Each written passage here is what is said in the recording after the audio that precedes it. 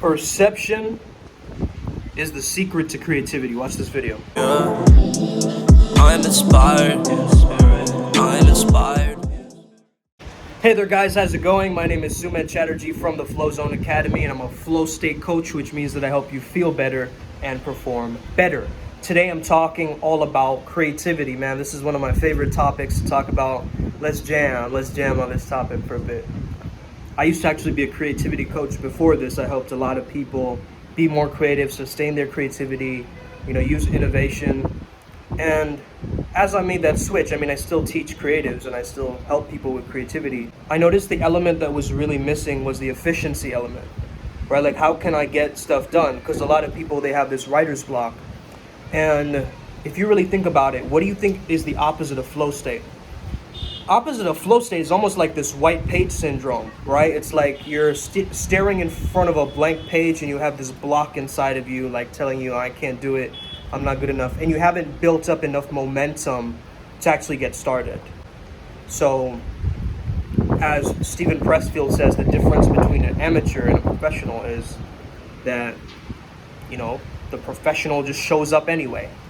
They show up even when they don't feel like it. And I think a lot of creatives out there, they're showing up only when they're in flow state, only when they're feeling good on their craft. However, let me tell you something. Perception is the secret to creativity, because that's how we evolved. Context is so important. Context is everything, right? So I know it's raining a lot. I hope you guys can hear me. It's like windy, it's raining. Look at this.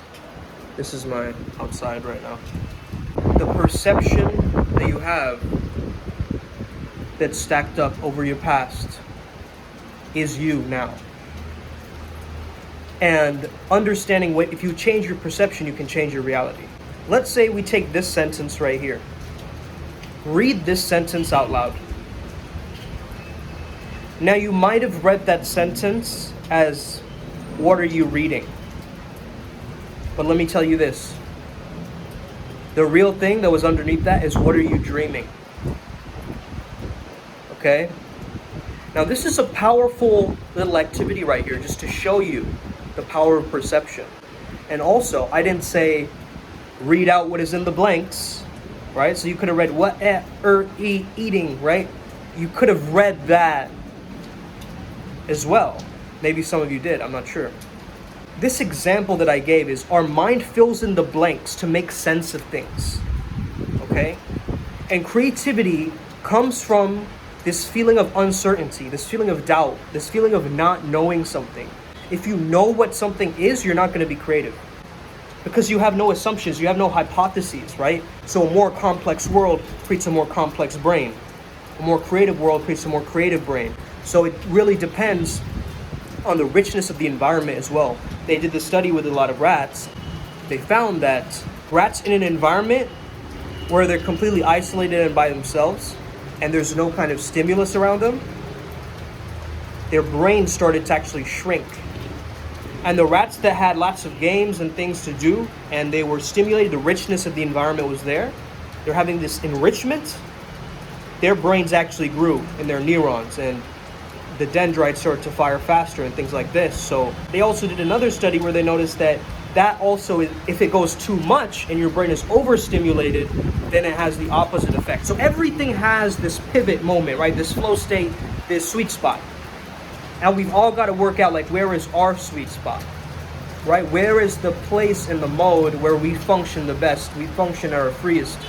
We function in our most purest form. Right? We're not trying to manufacture anything. We're just completely open, being completely honest and accepting and truthful. And it's interesting because in the scale of consciousness, right, below 200 is like false frames of the world, you could say. And above 200, which is above courage, it's about the actual reality, right, of the truths of the world. Truth versus falsehood. Dr. David R. Hawkins also has this book called Truth versus Falsehood, right? So it's very powerful when you think about it like this, because a lot of our creativity, we're manufacturing falsehood, right? We're just taking little bits and pieces of something, we're trying to put it out there. That's great, but it's got to come from a pure place. And something that my mentor said the other day really stood out to me. It's like, You want to have the right balance of mind, heart, and balls as you're speaking. If you don't have that balance, you're not going to truly function at your most optimal level, because you're only going to be skewed towards one side. I see a lot of healers out there that are purely heart. They don't have enough mind or balls. You see these fitness trainers that purely balls, not enough heart and mind. Right? You see certain intellectuals who are very much in their mind, and like they're very fully in their mind. They're trying to intellectualize everything and logicalize everything, but they're not in their hearts, they're not in their balls. So when you have a combination of all of these three, you start to take on a different persona. You start to create even better. And create is just causing something to exist. So start to understand that, are you being the creator or are you being created? If you're being created, that's fine, but you've got to have some handle of control on that, of how you're being manipulated, how you're being swayed in different directions. And once you understand, like, yo, I'm here being me, fully me, all I can be, and I'm speaking from these three areas, and I'm innovating, meaning I'm okay with a feeling of uncertainty and not knowing. Because that feeling of uncertainty is what's gonna lead me to take action instead of dwelling on it and dwelling on it. Another thing I've noticed is, a lot of people in this self-improvement industry, they say, don't give up, never give up. Let me say this, it's depending on giving up on what though? You know what I mean? It's context. Everything is context, like I said. It's all context. Context is king. Content is not king. Right? These videos only work within the context of flow state and my channel and my coaching and, my programs. Without the context, it's just another page. Right? There's no empire being built. There's nothing formulating. It's just a bunch of videos. But when there is a context, an overarching theme, a metaphor, a guiding principle, a signature essence that combines all of it, that makes it sustainable. Because then you have the structure and then the flow within that structure. I see a lot of flow coaches out there that they have too much structure or they have too much flow. There is nothing in between, okay? Now, I'm in the woo-woo realms, at times myself. I'll be honest with that. However, I don't stay there. I've got to still get things done and get things moving and sort my day out, and I have all these things that I'm doing. So again, you've got to match and be in that temperance. And I believe that temperance, that moderation, is really where the 3D and the 5D worlds connect. The metaphysical and the physical worlds connect. Okay, that's where manifestation starts to happen. When you really understand the Stoic principle of temperance. Okay, you understand the middle path a lot better. Let's say that the example of alpha males and things like this, right? I hear a lot of you guys talking about this now. Some of you people are convinced that there's no such thing as an alpha male just because there's one guy who came up with a study that disproved the fact that wolves don't function in this hierarchical order. Listen, that's just one study, okay? We can look around and we can see a clear differentiation between a hierarchy of men, of those who act on specific behavior traits, okay? And again, I know that there's going to be certain, genetic determinism people on this channel, like black pill people, and being like, no, it's all genetics, or, it's all behavior. Look, it's a combination of all different things, right? I'm going to post a quote tomorrow. You guys are going to get the sneak preview of the quote. But essentially what I said is, flow is like an engine. So if one gear moves, all the other connected gears start moving as well.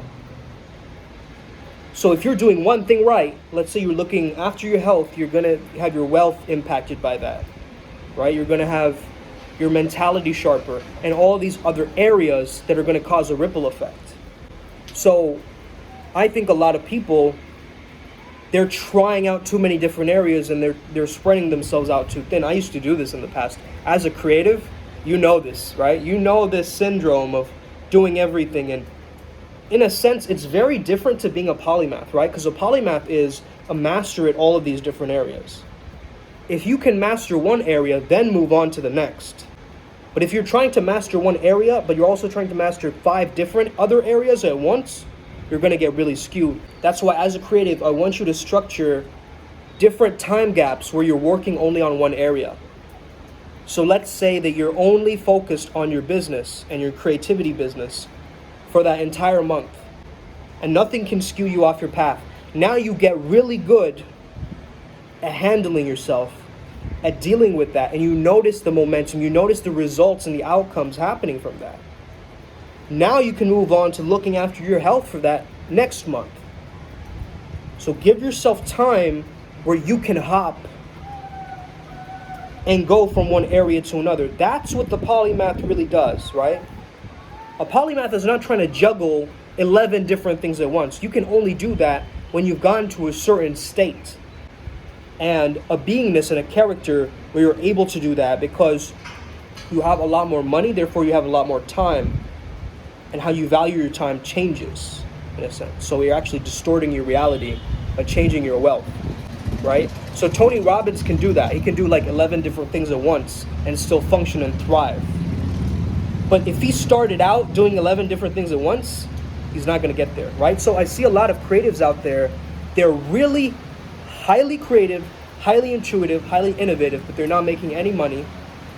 They're not thriving on their artwork.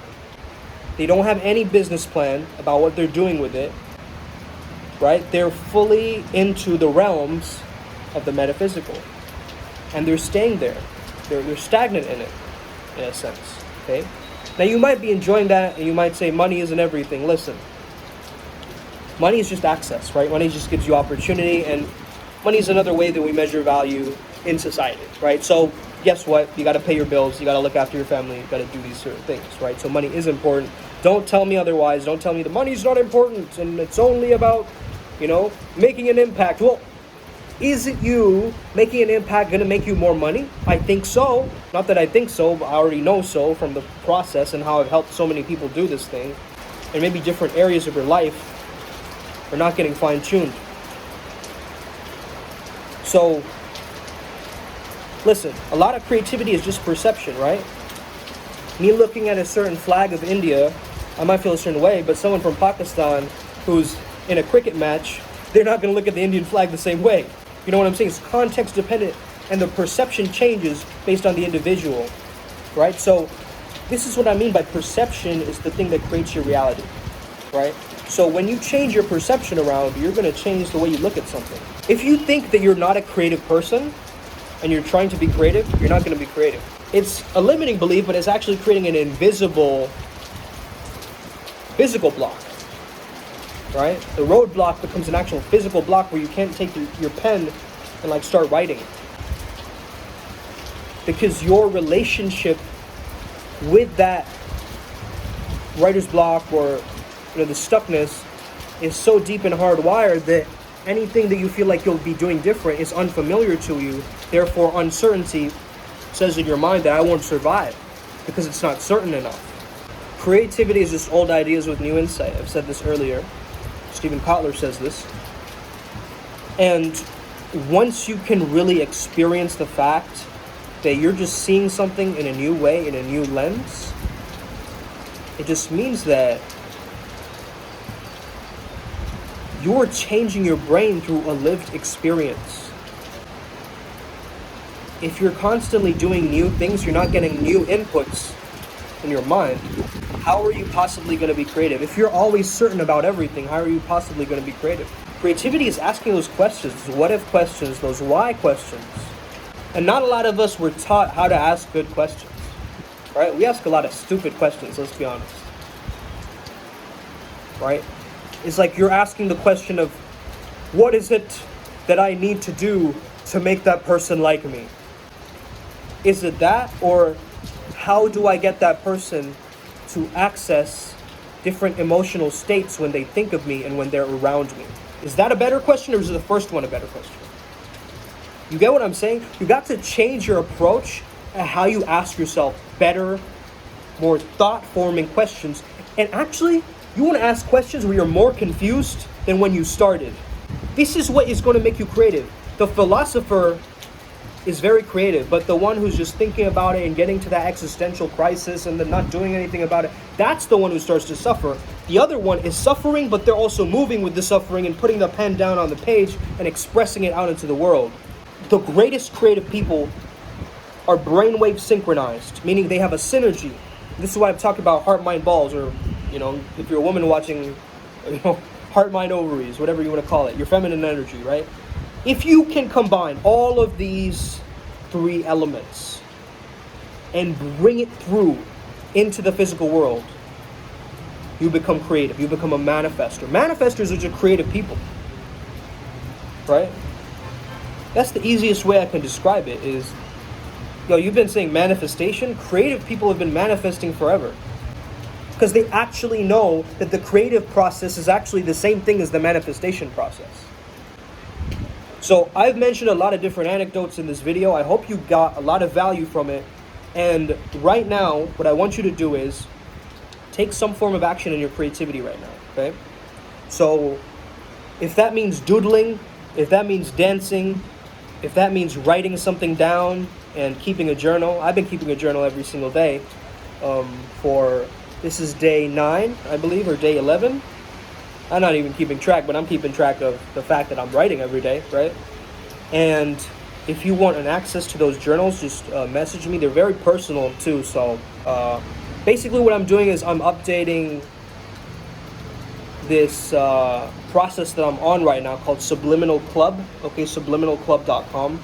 It's basically there to help with different areas of my life, right? So I'm writing a journal for that, and the first month of that 30 days of listening is all about total trauma breakdown. Okay, so I'm really having to revisit a lot of my shadow work and all the stuff that I've repressed and stuffed down. It's coming up for me right now, and it's happening very quickly, very, very fast. It's rapid. It's amazing, actually. But I've measured that progress, and it's cool to start to notice, like, what the heck is actually happening, you know? It's cool to write it down and reflect on it. Anyway, guys, have an incredible day. May the flow be with you and stay legendary. Let's go. Boom.